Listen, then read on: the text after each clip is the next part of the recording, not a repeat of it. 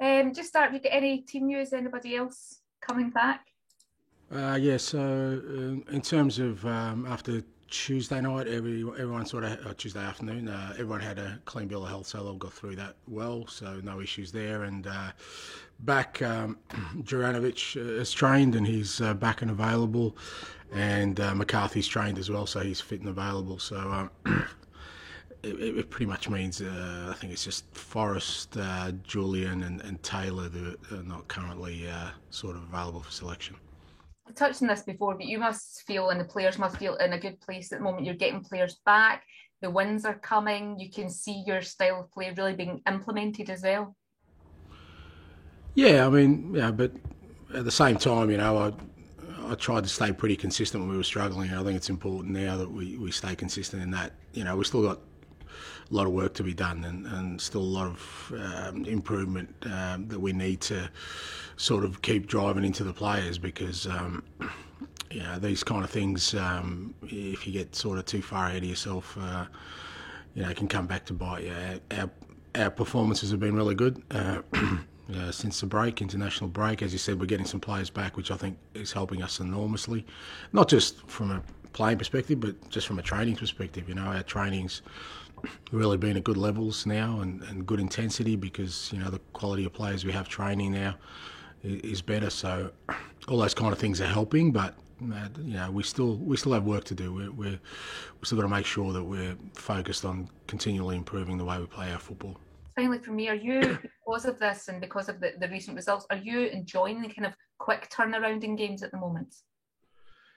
Look, as a manager, you're kind of torn between a couple of things. I mean, I guess, like most managers, or certainly the way I am, I like working with the players at training, and sometimes you feel when there's so many games, you're not able to sort of continually work on the process of getting us to play our football and helping them individually.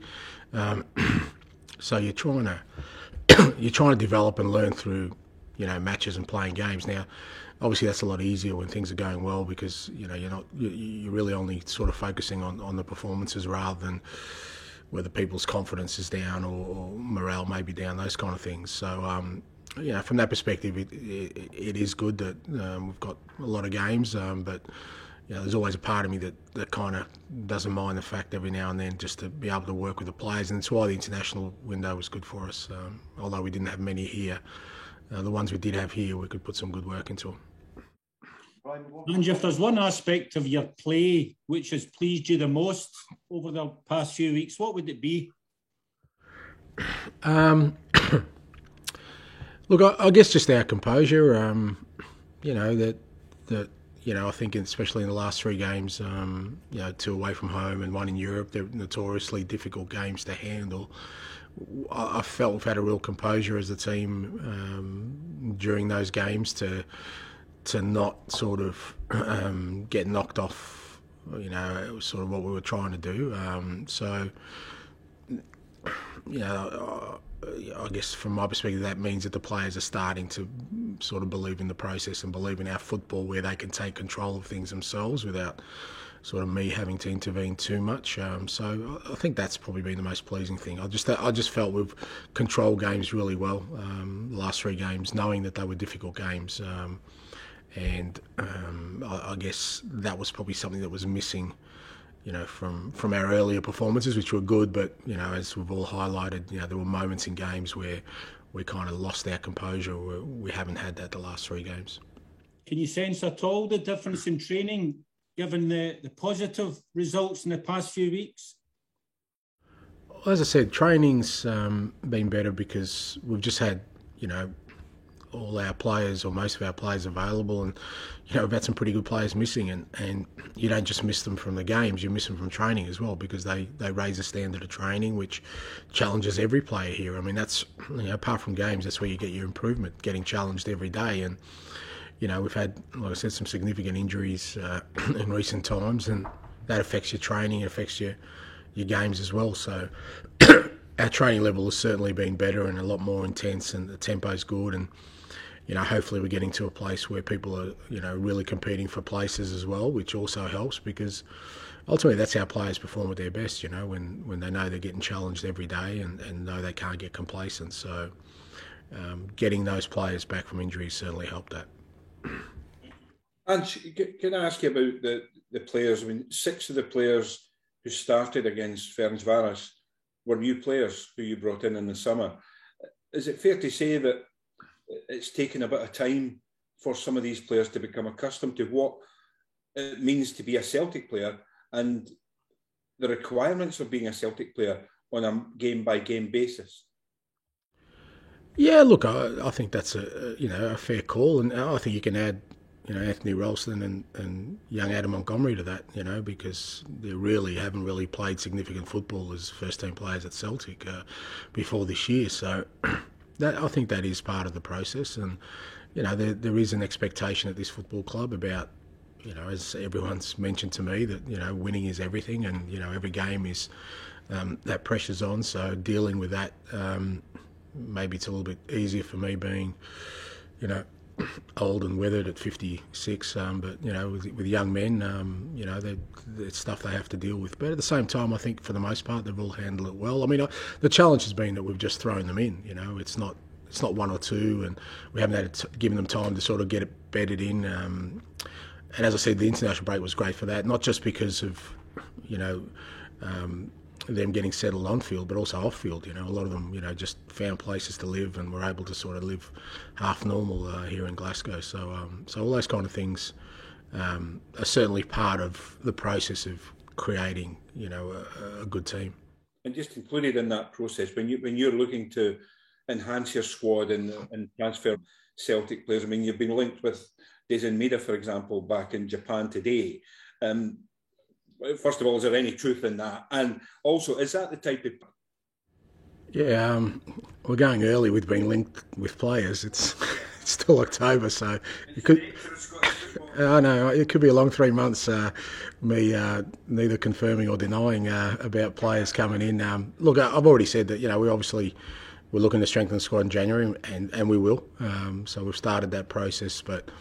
the difference being that we're in no rush. We kind of know, and I want to see how certain players develop. As you said earlier, we've still got players who are just beginning their Celtic careers. I really want to see how they develop over the next month or two before we make any key decisions about who we bring in, because we might find in areas we thought we might need someone we don't, or in other areas, So from that perspective, whatever business we do in January, I know won't be as sort of chaotic as it was in the last window. But you're right. I mean, for me, that's a hugely important part of bringing players here is, getting to understand their mentality and whether they can cope. I mean, I was confident with, say, somebody like Kyogo, because I kind of knew him really well from Japanese football. I knew his background, and I asked enough people about him as a personality to know that he would cope well here. He wasn't like he was 21, he was 26, even though he hadn't had a lot of exposure to sort of senior football. So that is part of the process, and particularly,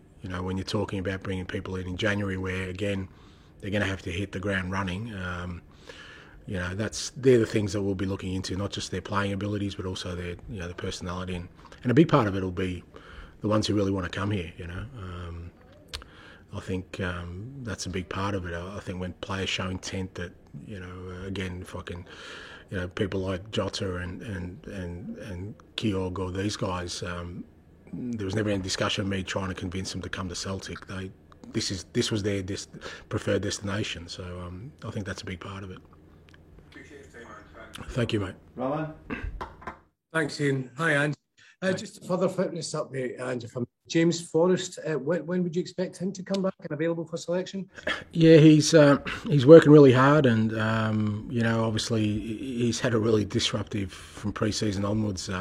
He's had some issues, and it's been really challenging for him. It's always hard when players are kind of in that rehab mode and they have to do it on their own. But the medical team and the rehab staff, the sports science staff, are working really hard with him and made really good progress this sort of particularly last sort of 10 days. So without sort of putting too many specific targets on him, our hope is that he'll train with the team on Monday, which will be a major step forward for him because he hasn't been able to train with the group for quite a while. So if we get him into training with the group Monday, then it'll just be a case of seeing, when he's ready to play. But I think it's kind of the most promising news we've had on him for quite a while.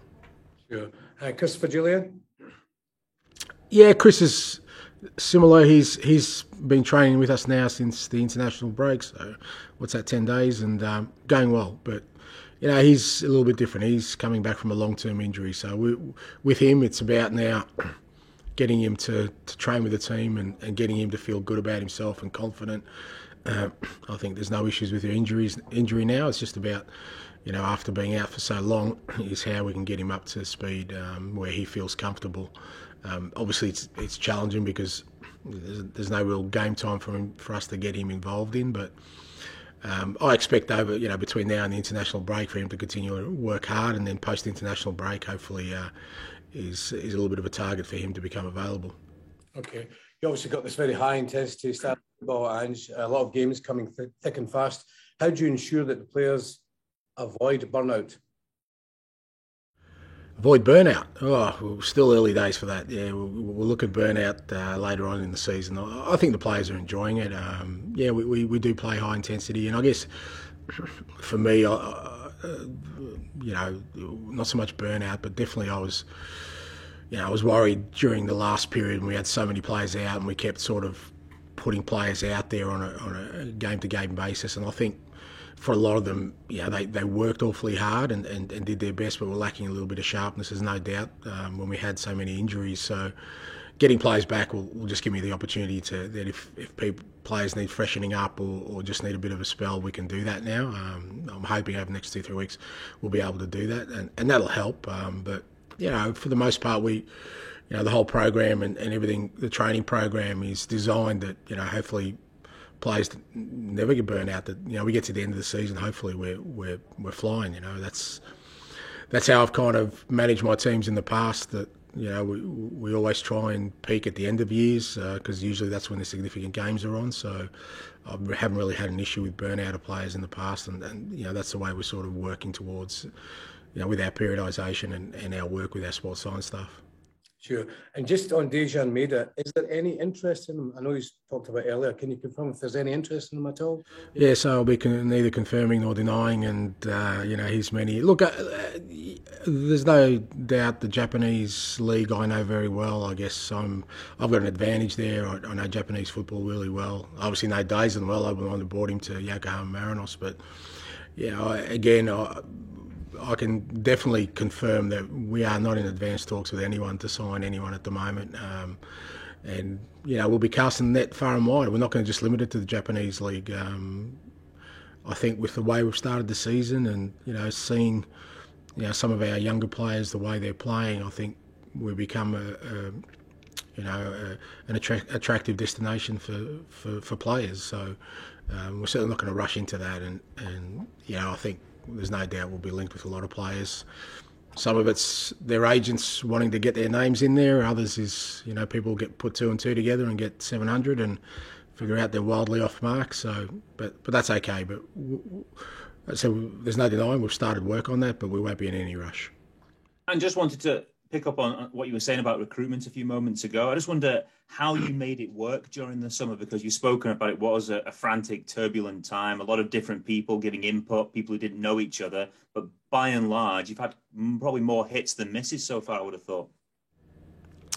Yeah, look, and I don't want to paint a picture that, we didn't know what we were doing. It's just that I reckon even any club in the world, when you have to bring 12 players in one window, plus you've got departures happening, it's going to be pretty, frantic. And there's no doubt that period was as hectic as I've had in my managerial career of trying to sort of, work our way through some major restructuring in terms of the team, and then also, having the responsibility, obviously, of preparing a team. So, I felt confident at the end of the window that we'd done pretty well out of it in terms of the players we'd brought in, and a lot of those things, it's not an exact science. If anyone tells you that, they're lying. You've seen clubs spend a hell of a lot of money around the world and not get it right, and it's not always just about whether your judgment's right or wrong, or whether the player's good or not. Sometimes it's just not the right fit, and you never really know that until you bring a player in. But I'm really happy with the players we brought in. They've all for a lot of them, it's been very challenging in that I've just thrown them in without any sort of real betting in process, which makes it even more difficult because, as we all know, particularly in football, people are quick to rush to judgment, and if people aren't performing well in the first instance, they kind of write them off pretty quickly. So it's been good to see that the guys have worked their way through that, all our new players, and are slowly, establishing themselves within the group. And I'm confident that, with the players we've brought in, that we'll be able to build, a good team, and with adding to it, can be a team that will be successful. I noticed this week that Don Mackay's back in sports, having obviously moved on from Celtic a while back. I just wonder, with his departure, did that disrupt the progress in terms of being prepared for this window, or is the infrastructure actually still better off than you were in the summer? I know you touched on it before slightly, but just do you feel quite comfortable in terms of planning ahead now, even though there's been more change above you? And yeah, look, as I said, I think I said last week, with Michael taking over, it didn't really disrupt me because Michael was working pretty integral and all that anyway, and he was somebody I already knew, and we were already working together. And he worked. He was one of the key people in all the transfers we did coming in. He was the one that does all the legal work, all the paperwork, a lot of the negotiation. So there was no real change there, and so from my perspective, there was nothing that would hamper us moving forward. As I said, the early period was just very, very frantic because of the amount of business we had to do, and we had Champions League games and Europa qualifying games, and the league started, so it was a challenging time for sure. Hi, Ange, just a quick word on the weekend. St Johnstone, what are you expecting from them? Yeah, tough game. Obviously they had a fantastic year last year, and I kind of followed them through their early sort of European efforts where I still thought they were impressive. They're a difficult team to play against. They make it very hard for any opposition they play. So it'll be a good test for us. We've sort of started with the last three games and sort of the last two games after the international break with two difficult games, playing away from home and obviously a European game. So it's another challenge for us tomorrow, but being at home at Celtic Park, our form's been really good this year. Our performances have been really good. So, we want to continue that, and sort of, as I said at the start of the sort of press conference, is not to, just because we've had, three good games or three good results, is to think that we're just going to roll up tomorrow and it'll happen again. It's going to be a good test for us tomorrow to keep pushing on and developing our football, and, I expect St Johnstone to make it difficult for us. And just finally, obviously it's Show Racism, the red card this weekend as well. How important is it to have weekends like this, events like this, to talk about it? And how have you found in your time here that Scottish football has kind of addressed the issue and approached the issue of racism? Yeah, look, it is an important issue. I mean, we had our own sort of issue earlier in the year, and I like the fact that it was dealt with swiftly, and as I said at the time, for me, there's no more grey areas in this issue. It's pretty much an area where people know right from wrong. And look, it's not a problem that's isolated to football, but I think what football's doing really well is, it's highlighting it. And what we know is that, every week there are eyes on our games, and particularly here in Scotland, where I think, the players deserve credit. They all take the knee before the game, and supporters acknowledge that. That's a constant reminder, if people still need one, of the issue still being around and how it should be dealt with. I think it is important. And, with issues like this, I've always felt that the people you should listen to are the ones who are most affected by it. I mean, I can't tell you that story because it's not my story. I have a different story. So, with issues such as the issues that are sort of currently in society, particularly around race and colour, listen to the people who are most affected. That's what I do. And if you listen to them, you'll know what the right thing to do and how act and what needs to be done to rectify it.